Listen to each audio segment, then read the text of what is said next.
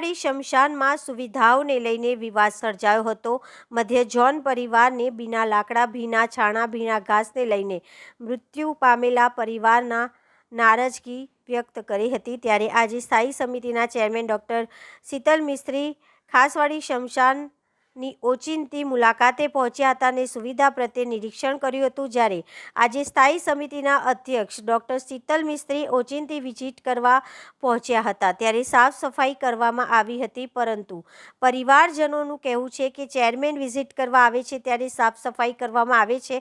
આટલા દિવસથી મૃતકને અગ્નિદાહ માટે પડતી મુશ્કેલીઓ જોવા માટે કોઈ ન આવ્યું હતું, ત્યારે ચેરમેન ક્યાં ગયા હતા, જેને લઈને આજે સ્થાયી સમિતિના અધ્યક્ષ ડૉક્ટર શીતલ મિસ્ત્રીએ વધુ વિગતમાં જણાવ્યું હતું કે હવે જ્યારે અહીંયા ચેરમેન આવવાના હતા ત્યારે ખાસવાડીમાં અંદર એન્ટર થઈએ છીએ, ડેડ બોડી અહીંયા આપણે વિધિ કરવાની હોય છે, એ જગ્યાએ ખાડા ભરેલા હતા પાણીના, પછી કચરાના ઉકેરા હતા બધા, અને લાકડા ખુલ્લા હતા। તો ચેરમેન સાહેબ આવવાના છે એવા મેસેજ મળે છે, તે ઘડી આ લોકો તાત્કાલિક પ્લાસ્ટિક પરચેસ કરે છે। તમે જોઈ શકો છો અહીંયા, બરાબર છે। અહીંયા નીચે મેં જ્યાં ઊભું તો અહીંયા પાણી ભરેલું હતું અને બધા કચરો બી હતો, તો તાત્કાલિક બધું સાફ સફાઈ થઈ ગયું। તો ચેરમેન સાહેબને સુવિધા આપવાની, આમ જનતાને સુવિધા નહીં આપવાની, બરાબર છે।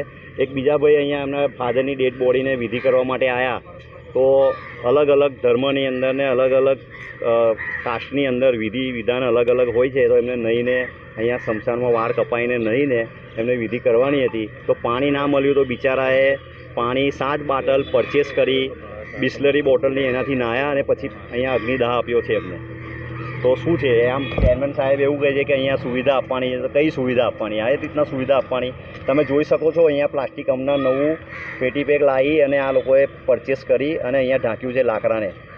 ચેરમેન આવ્યા ત્યારે સાફ સફાઈ થઈ ગઈ? આ ચેરમેનને આવ્યા અને તમારા એક પ્રેસ મિત્રને મેં વિડીયો મોકલ્યો છે, તાત્કાલિક લાવ્યું, અહીંયા સાફ સફાઈ કરતા કર્મચારીઓ લગાવેલા છે, એ મેં અહીંયા મોકલ્યો છે વિડીયો, તમે જોઈ શકો છો, તમે ડિસ્પ્લે પર ને ન્યૂઝ પર આપી શકો છો। શું નામ? મારું નામ મહેશ ચૌહાણ। વડોદરા શહેરના 4 ઝોનના 31 સ્મશાનોના આઉટસોર્સિંગ કરી અને જે કામગીરી કોર્પોરેશન દ્વારા એજન્સી સોંપવામાં આવી છે, કામગીરી કેવી ચાલે છે એનું રિવ્યૂ કરવા અને નાગરિકો જે આ સ્મશાનોની સુવિધાનો ઉપયોગ કરી રહ્યા છે એમના શું મંતવ્ય છે એ જાણવા માટે આજે હું પર્સનલ મુલાકાત આવ્યો છું। ઘણા નાગરિકો સાથે વાત થઈ, એટલે ખૂબ સારી વ્યવસ્થા છે, તમામ વસ્તુ ફ્રી ઓફ કોસ્ટ કોર્પોરેશન દ્વારા આપવામાં આવી રહી છે। આજે ઇજારો કર્યો છે એના 2 પાર્ટ છે। પાર્ટ 1માં લગભગ 1280 રૂપિયાના 7 મણ લાકડાના 280 રૂપિયા, 1200 છાણાના 900 રૂપિયા ને 5 નંગ પૂડાના 100 રૂપિયા, આમ થઈને 1280 રૂપિયા થાય છે। વત્તા આખરી સામાન જે ગરીબ માણસોને જોઈતો હોય એના બીજા 1500 2780 રૂપિયાનો ખર્ચો થાય છે। જ્યારે પાર્ટ બીમાં લગભગ 248 જેટલા કર્મચારીઓ લીધેલા છે, જેમાંથી 51 સ્કિલ્ડ કર્મચારીઓ છે, જેનો પગાર 18,500 રૂપિયા છે, અને જે અનસ્કિલ્ડ કર્મચારીઓ લીધા છે બાકીના 147 જેટલા, એમનો પગાર છે 17,700 રૂપિયા।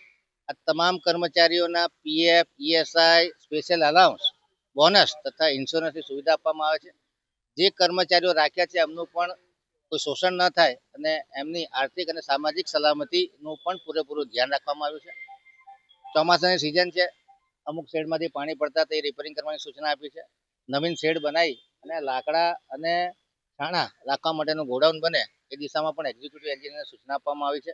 આજુબાજુ સ્વચ્છતાનું ધ્યાન રાખવામાં આવે, જે ઝાડી ઝાકરા ઉગી ગયા છે એનું પણ જંગલ કટિંગ થઈ જાય અને આવનારા નાગરિકોને સુવિધા ન મળે તો પાણીના કનેક્શન માટે પણ વાત કરવામાં આવી છે। આ સ્મશાન જે ખાસવાડી સ્મશાન છે એ રિનોવેશનમાં છે, એટલે પાણીના કનેક્શન આગળ છે અને પાણીના કનેક્શન પણ થાય એ દિશામાં પણ કામગીરી કરવામાં આવશે।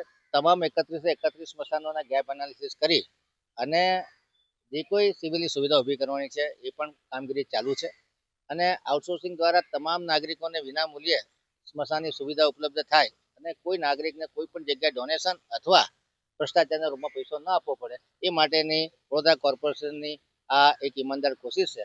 એ સિવાય પણ જો કોઈ સેવાભાવી સંસ્થાઓને પોતાની સર્વિસ આપવી હોય તો કોર્પોરેશન જોડે એમઓયુ કરી અને કોર્પોરેશન એક એડમિનિસ્ટ્રેટર દરેક સ્મશાનમાં રાખશે ને રેગ્યુલર સ્મશાનની સુવિધાઓનું રિવ્યૂ કરવા માટેની પણ કડક સૂચનાઓ આરોગ્ય અમલદારને આપી દેવામાં આવી છે। એજન્સી જોડે પણ વાત કરી અને સુવિધામાં કંઈ પણ તકલીફ હોય તો ડાયરેક્ટ અમારો કોન્ટેક્ટ કરે એ દિશામાં અમે સૂચનો કરેલા છે. નાગરિકોના લગભગ 250 જેટલા લોકોના અંતિમ સંસ્કાર થયેલા છે અને આ રિવ્યુ બુકમાં તમામના રિવ્યુ વાંચ્યા છે. 250 લોકોના ખૂબ સારા પોઝિટિવ પ્રતિભાવ છે અને નાગરિકોને વેરાનું વળતર મળે અને કોર્પોરેશન આ જે 31 સ્મશાનો છે એમાં કોઈ નાગરિકોને અસુવિધા ન થાય અને સુચારુ વ્યવસ્થાપન થાય એ દિશામાં કોર્પોરેશન પ્રામાણિક પ્રયત્ન કરેલો છે. તમામ નાગરિકો આમાં સારો સાથ સહકાર આપી રહ્યા છે. તમામ કર્મચારીઓ અને એજન્સીના કર્મચારીઓ સારો સાથ સહકાર આપી રહ્યા છે. આશા રાખીએ કે આ વ્યવસ્થા વધુને વધુ સુચારુ અને નાગરિકો માટે એક સેવાના માધ્યમ તરીકે ઉભરે. આવનારા ભવિષ્યમાં અગર કોઈ નાગરિકોને ડોનેશન કરવું હોય તે માટે પણ એકાઉન્ટ ખોલી અને ઓનલાઈન પેમેન્ટ કરી શકાય એ પ્રકારની સુવિધા ઊભી કરવાનું આયોજન કરેલું છે.